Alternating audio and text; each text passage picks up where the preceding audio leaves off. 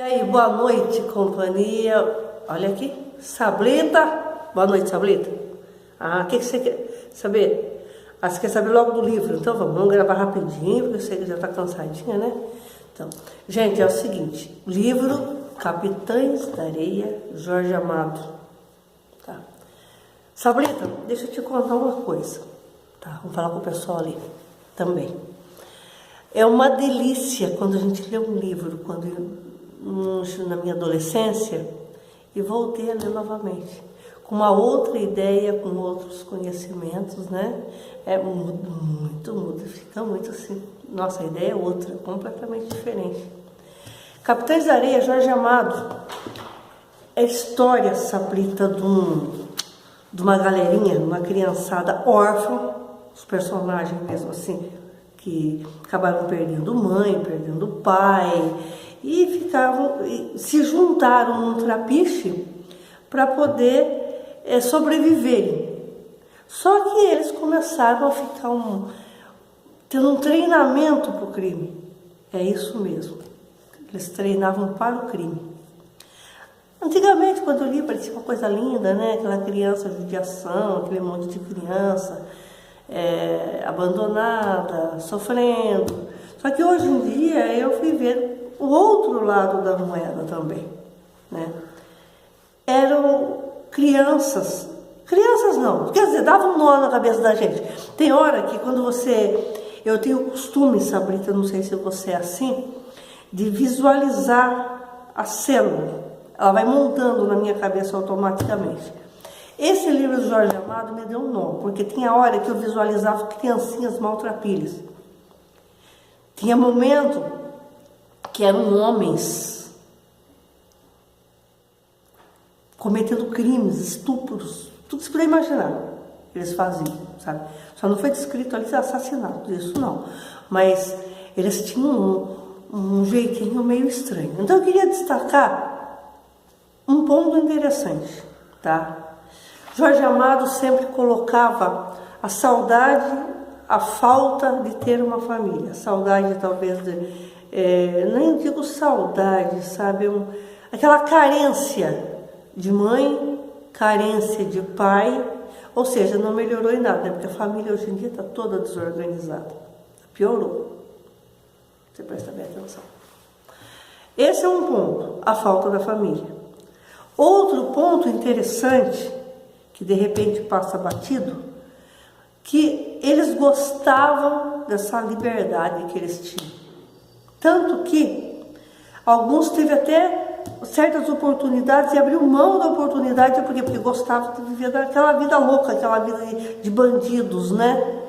E se a gente olhar a grosso modo, pensa que a sociedade, que era difícil. Não, eles tinham chance na sociedade sim. As crianças, por você ter uma ideia, o que eu percebi, que a sociedade tinha medo dos capitães da areia. Medo porque eles aterrorizavam, eles aprontavam. Não era fácil, não. E às vezes eles não queriam acolher as crianças por medo que pertencesse ao bando dos capitães da areia. Deixa eu citar para você um exemplo. Tinha um personagem chamado Sem Perna. O Sem Perna, ele era coxo. Qual era o modo operante do Sem Perna? Ele ia nas casas, contava a história de menino órfão, de menininho assim, contava uma história bonitinha. Ele era recebido nas casas, ali ele comia tudo. Quando ele ficava morando ali uns dias, ele pegava todo o esquema da casa, onde eram guardados os objetos valiosos. Quando ele conseguia todas essas informações, ele picava a mula, ia embora, passava as informações para os capitães da areia, eles iam lá e faziam a limpa na casa. Ou seja, o que dá para perceber que ele tinha um método que usava da bondade das pessoas também, né? Item 1, a falta de família. Item 2, o gosto pela liberdade. Essa coisa interessante. Mas à medida que o livro vai passando, a gente vai vendo coisas mais interessantes ainda. No decorrer, o autor vai colocando os talentos de cada um. Qual eram os talentos? Por exemplo, tinha o Pirulito. O Pirulito, ele queria ser padre, ele era religioso. E ele lutou por isso. Ele lutou, tanto que chegou um ponto que ele parou de cometer crimes, de entregar jornal, para poder colaborar com os capitães da areia, que cada um tinha que entrar com a sua parcela no bando, né? Para ele não cometer pecados mais. No final, ele conseguiu ser um religioso. Tinha um outro muito interessante também, chamado Professor. Por quê? Porque ele gostava muito de ler e ele desenhava muito bem. O que aconteceu no final? Ele teve uma oportunidade e se tornou um grande artista, tá? O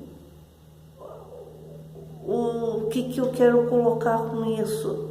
Que você, quando corre atrás dos seus sonhos, você consegue, tá? Aí você fala, e o resto? Lá tinha o chefe Pedro Bala. Pedro Bala, um garoto que não tinha 16 anos, né? Mas olha, ele era bala mesmo, ele era terrível. E o Pedro Bala descobriu que ele era filho de militantes que mexiam com greves, essas coisas todas. Ele admirou. Um certo dia apareceu um estudante lá no Trapiche que precisava da ação do Pedro Bala para poder impedir umas pessoas que queriam furar a greve. Eles armaram a greve e tinham alguns funcionários que queriam furar a greve. Ou seja, foi contratado os capitães da areia para fazer esse tipo de serviço. Aí, sei, né? Queria que você interpretasse comigo aqui, pensa bem. Teve uma junção do estudante, tá? A parte intelectual, com a parte marginal. O que será que deu isso, né? Esse estudante não foi procurar os capitães da areia para querer recuperá-los. Foi para usar o conhecimento que eles tinham, a prática que eles tinham para o crime. Entendeu? Será que deu isso? O que você acha que deu, né? Tinha até uma menina no meio do bando, chamava Dora. Essa menina morreu. Cara, mas essa menina, se ela não tivesse morrido também, ela ia ser o quê? Uma grande bandida ou militante? Não sei. O que eu quero colocar de positivo nisso, gente, é o seguinte: quando a gente corre atrás dos nossos sonhos, você não precisa ser bandido. Nada justifica o crime, tá? Porque na minha vida, Sabrina, eu conheci pessoas pobres que deram gente de bem. E também conheci pessoas muito bem nascidas que foram para levar uma vida não tão organizada assim. Entendeu? Tá? Uma coisa, outra coisa. Eu queria só ver Jorge Amado, se estivesse vivo hoje, o que ele ia pensar disso tudo? Né? O que ele ia pensar? Então, gente, vamos correr atrás do nosso sonho. Se a gente não tiver dinheiro para conquistar alguma coisa, vamos lutar e a gente vai conseguir.